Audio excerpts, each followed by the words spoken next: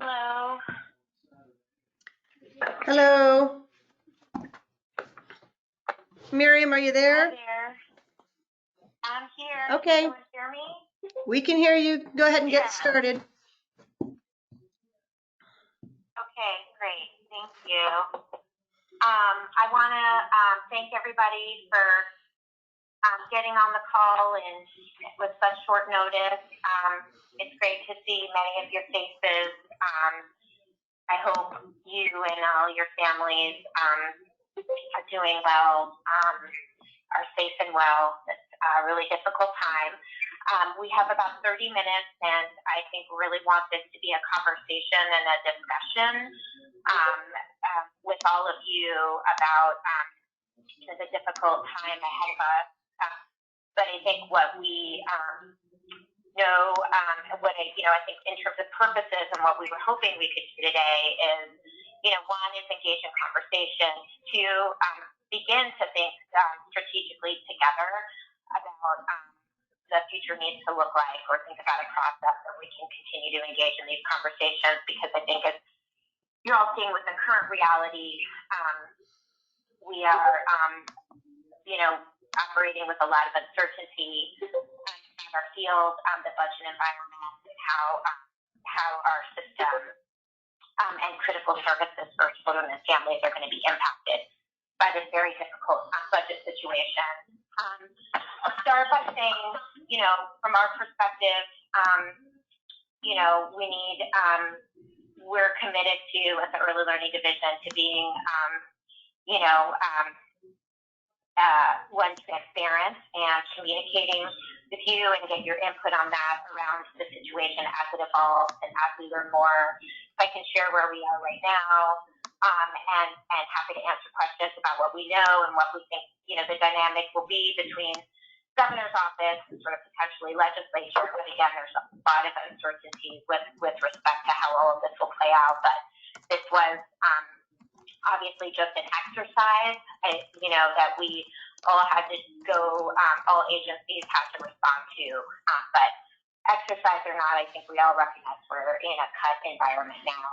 I think the other thing I want to be clear is that we're going to continue to need to be adaptive and have adaptability and operate in ambiguity at times at the ELD.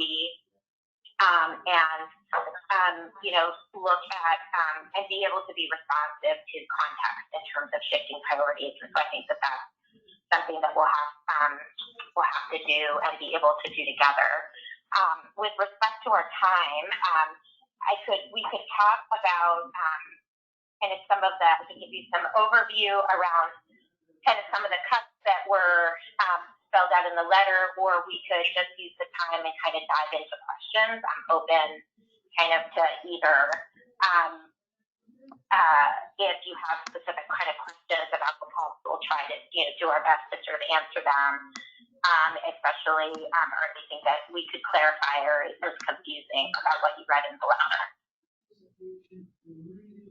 Is folks still ready to kind of open it up to some questions first about the budget exercise and the cuts, and then we can kind of go into some of the more, where do we go from here, sort of strategic conversation, or do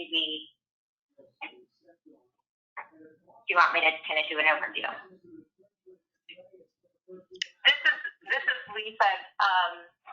First of all, I want to say thank you so much for spending time with us today. Really appreciate it.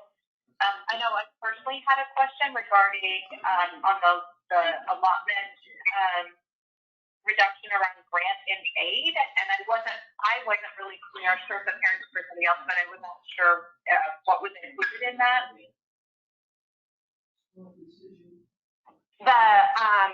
Can you say, so was it the early learning program, the categories is $99 million. Oh, look. The grant student success, the appropriation is $1 million some change. Yeah. And then the reduction is $86,000, and I just wasn't really clear what that is about. That grant name. Yeah, great question, Lisa. So, and my colleagues correct me if I'm wrong here, but with in our budget this year, there was some GF that was put towards startup for Student Success Act kind of activities related to beginning to implement the Student Success Act, and so enough that was its own allotment category, and so we have to, with this exercise, we have to take an 8.5%, apply an 8.5% cut to the biennium amount for each allotment category, and so since that was its own, we had to apply that cut there. The activities that were supported through startup for SSA were some of the coordinated enrollment work, as well as some startup activities for Preschool Promise. So a lot of those funds have gone out the door, primarily the money. Oh, I'm sorry, for community planning, the community planning process, and some of those monies have already been spent. So were we to move forward with that cut, like in that category through this, it would probably come from supplies and equipment for Preschool Promise. Because that's what's left. Yeah. Thank you. Did that address your question, Lisa? Yeah. Thank you. Yeah. That are coming up in the chat box, if that's helpful. Yeah. Mm-hmm. Yeah. We do have a question from Michael Lasser. He says, does the note in the memo say that there will be no cuts to Preschool Promise? Do I have that right? So I'm wondering if you'd like to talk about that in the relief nurseries. Yeah. So right now, in that allotment category for early learning programs, where we had to apply 8.5% cuts to $99 million, the two programs that did not sustain cuts in that allotment category were Preschool Promise and relief nurseries. So Preschool Promise right now is providing a really important services. I think with a cut, we would see a lack of continuity kind of in this biennium, potentially for families, and or a reduction in services we know would affect childcare and childcare providers. And so that was some of the rationale around protecting Preschool Promise. And from that category, obviously, then the money would need to come from somewhere else. And so I think that's why you see we can only find we can only apply so many cuts within all of those categories together. So to be able to not have any cuts to Preschool Promise, the money really that disproportionately impacted KPI in terms of program cuts in order to preserve Preschool Promise. So that is that is definitely true. There were no proposed cuts in this exercise for Preschool Promise for this upcoming biennium. As well with relief nurseries, I think that was the other question. We have been engaging with child welfare and talking with them about the needs of families, in particular some of our most vulnerable families with respect to the COVID crisis. Have seen an overall 7% reduction in the reporting of child abuse and neglect. At the same time that we know that families are having increased stressors because of the economic situation. So there's a lot of concern right now that many families aren't having a touch point and able to, and with some of our most vulnerable families are very isolated and in need of support and more services. And so we are actually, working with child welfare around, thinking creatively about how we can actually increase services for respite care and have them be able to respond to more increased need of families to be able to access services. So I think that was one of the reasons as well to preserve the existing funding for relief nurseries in this exercise. That said, similar to Preschool Promise, if the cuts, we can apply to other places, we still have to find cuts in those allotments, in that allotment category. So again, where you see the larger, I think, reduction proposed to achieve whatever it was we needed to get in that category. I can't remember off the top of my head, 8 million or whatever we needed to reduce that category by. Half of it came from KPI.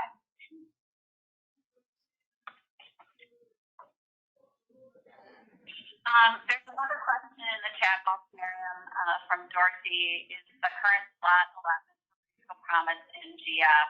So with this exercise, there would be essentially there's no cuts at current slot.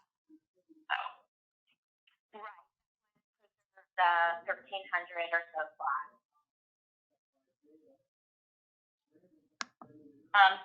Jillian asked the question. She wants to confirm that what's labeled here as Kindergarten Readiness Fund is KPI, and I'll just say that yes, it is. It's just legislatively, the line item is written Kindergarten Readiness Fund, but that's actually what that fund refers to is KPI.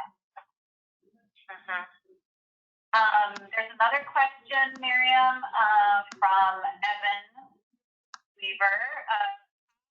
Please, do you think this exercise reflects what would be asked of ELD in terms of budget reductions?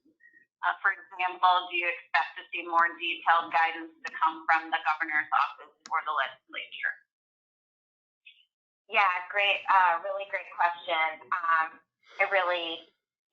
I really hope that this is just an exercise and this isn't actually something that we have to implement. I think as you've probably all heard, to apply an 8.5% allotment cut, kind of across the board, creates, midway through the biennium, it's really a 17% cut, kind of in this next year. So it is a really, I think, taking like a very blunt tool and instrument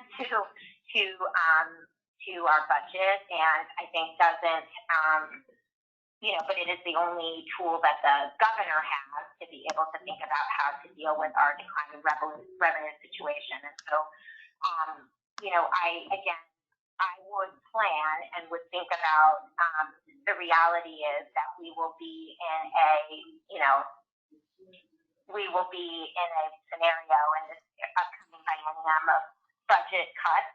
We're in a cut budget environment now, unfortunately, with respect to general fund. And so I think we all have to plan for that. I really hope that a 17% cut is, not really effectively a 17% cut in the last year of the biennium isn't actually what we have to implement. And so that's what that is really going to take, the legislature and the governor kind of working together to be able to apply this and really to realize, I think, where the governor sort of, and give the governor more options to think about what her priorities are and what her values are. And I will say that, in every conversation that I've had the opportunity to have with the governor since, this crisis, since we started in this crisis and made this really, I think, painful shift from, where we were, which was getting ready to implement historic investments to early learning, to really understanding the impact of what this, crisis is having on our kind of state revenue situation and then all these really important services for families. She has, in every one of those conversations, said to me that she wants to protect early learning and do everything that she can to support early learning. She even shared with me that the state economist told her that, he would prioritize money in early childhood and early childhood education if he were her. So I think that her leadership is going to continue to be important, and we're going to need, the legislature to, obviously play a really important role in, helping us, again, we'll see cuts, but I just really hope and remain optimistic that the cuts won't, that this won't be actually what it will be. So we have a couple more questions in the chat box.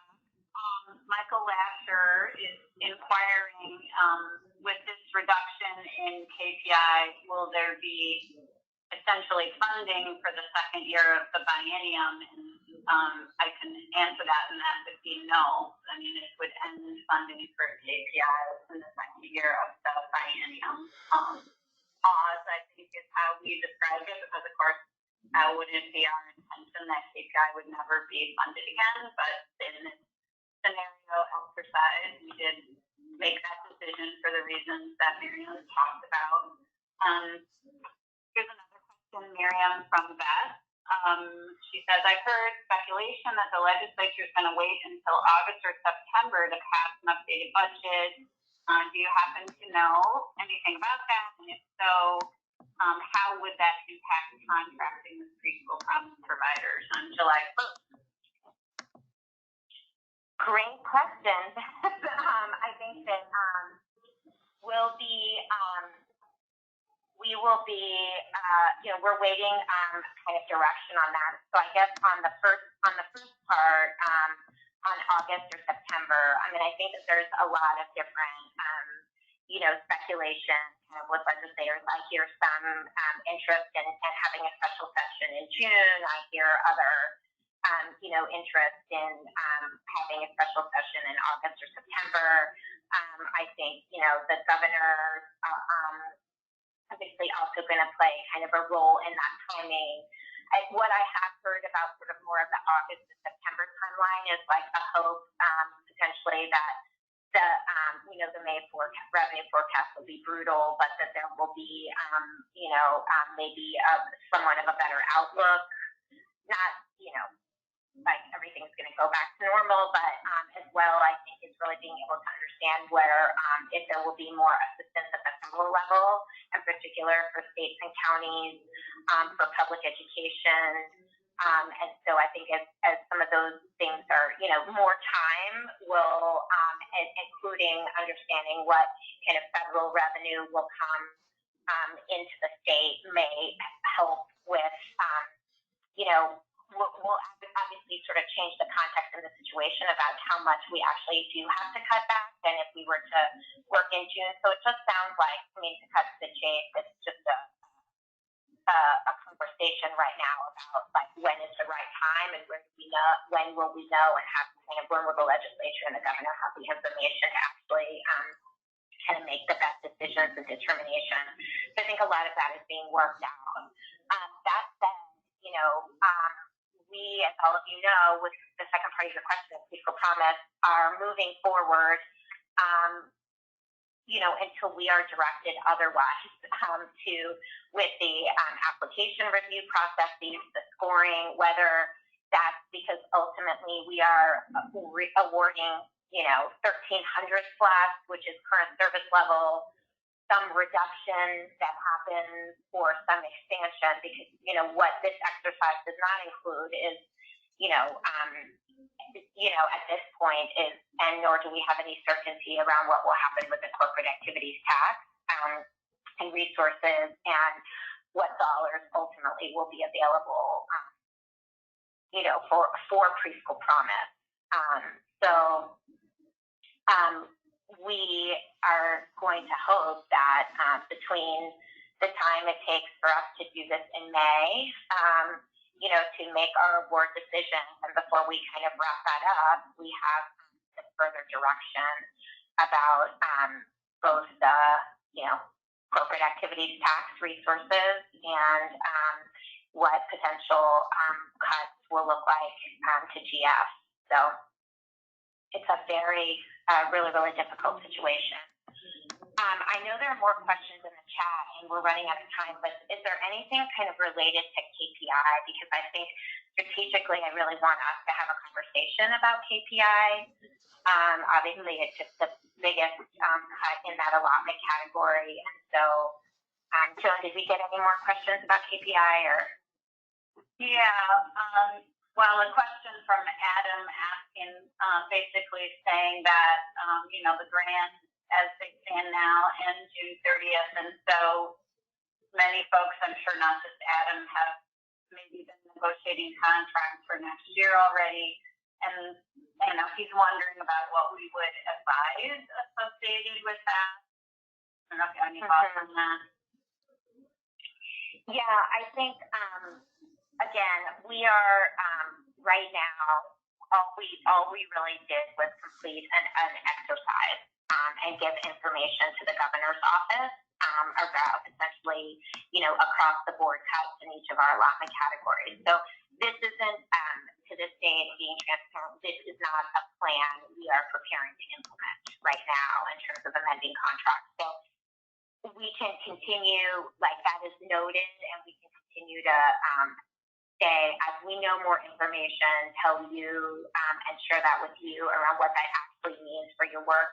We're like really in the same situation of, having to think about contracts for the next biennium and not having really any certainty around what our actual budget is going to look like. But we're not operating like this exercise is our, is a budget for, this is what we're actually going to do for the second year of the biennium. But it would be prudent for all of us to, I think, begin to plan for, a cut, in thinking about kind of a cut scenario, and especially, I think, until we know and have more information about the corporate activities tax and what resources are going to be available there. I think after the revenue forecast, I think, comes out, I think we'll probably expect that we'll be getting a lot more direction. Agencies will be getting more direction, and so hopefully we can be able to share that with you. Maybe that's, partial cuts or less cuts or something. I think we'll see. Obviously, KPI isn't a program that would be supported through the corporate activities tax. It was not budgeted for in the early learning account. And so I don't think I need to tell any of you that we have, seen KPI for several sessions now take cuts. I mean, even in last session where we had, resources through the Student Success Act for a significant expansion, KPI was still cut in terms of current service level. So I do think strategically we also need to be talking about, this is a fund that is unlikely to grow, yet at the same time we know that, kindergarten transition and developmentally appropriate and culturally appropriate services for families transitioning into the K-12 system is still a need in our state. And so what is, how are we going to talk about what we've learned from KPI, what the needs are, and what is the vision for something that, really should be the experience of every child and family in Oregon as they transition into the K-12 system. But yet with a pot of funds that, over now many state budget cycles have sustained cuts. So we don't know what the cuts will be in KPI, but I would anticipate whether, the legislature in particular, if this goes to them and they are making decisions around that, I think I would be, surprised if KPI wasn't on a reduction list. I'm not telling any of you anything you don't already know. Yeah, thank you, Miriam, for that. Are there other specific KPI questions that haven't been asked yet? To Miriam's point, because then I think there's a sort of another category of questions that we might just try to address quickly. Anything else on KPI at this point? Okay. So, Miriam, we've got.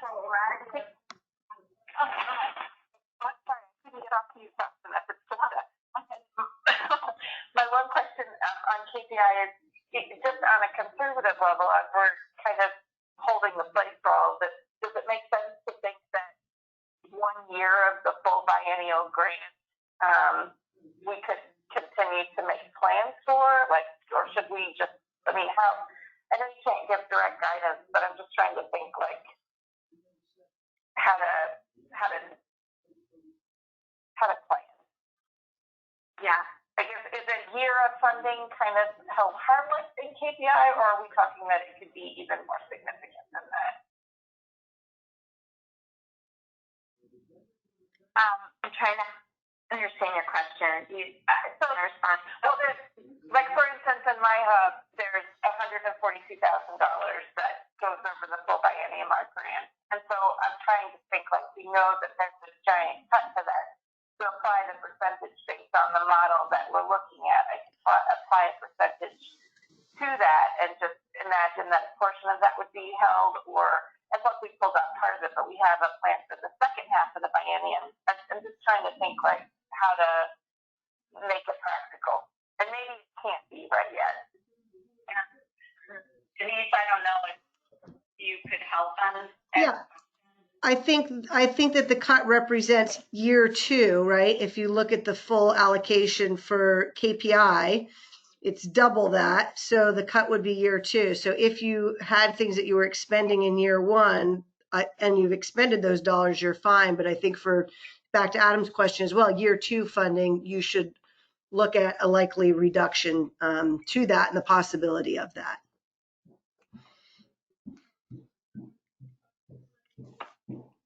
yeah, and I think we can, as you know, as we get more information as well, and also take this back with the team around how do we have follow-up conversations around planning. Again, we're not operating with any, specific direction or information other than the exercise that we prepared, which we hope isn't, actually what kind of comes to fruition. But I just, in terms of helping you understand maybe how to, what I'm hearing you say, Krista, is how to apply even cuts from a planning exercise, what kind of direction or guidance could we do? That's absolutely something we can think about and don't need to actually not just be in the kind of wait and see approach. So I think Joan and Denise, we can take that back. I think the other area to think about is with respect to early learning funds. I think in the, I think we want to be able funding for early learning hubs. I mean, what are your thoughts? And in the past, we've I know looked at trying to protect coordination funds. I think for some of you, it will be really critical to sort of preserve your staffing levels. For others, you may be in a situation where savings and personnel may be preferable to some of the other kind of services, resources for services that you support in your communities through these funds. And so I think we can also think about that with respect to the a planning scenario for early learning hubs. But I think we're very committed to working with each of you and thinking about what that looks like would mean for your hub if you're feeling like you need to plan on it, being able to give each hub some flexibility. I know that we have, I think, Joan, we also had some questions about coordinated enrollment. I know it's 12:30 though. So. Yeah, I just want to stay on coordinated enrollment. We will follow up with specific as we can be information. I mean, obviously, May 20th revenue estimating is also going to have an impact on coordinated enrollment. So more to come on that. I want to respect the time that you all allotted and the time that we asked Miriam to commit. And thank you very much for being with us today. And we will be in touch and look forward to talking further and, of course, to getting more specific information to help you really plan and to hope that we don't actually have to implement these budget reductions as we are all soberly looking at them today. So thank you, Miriam. We appreciate you being here. Look forward to Thank you. talking to you soon. Bye, everybody.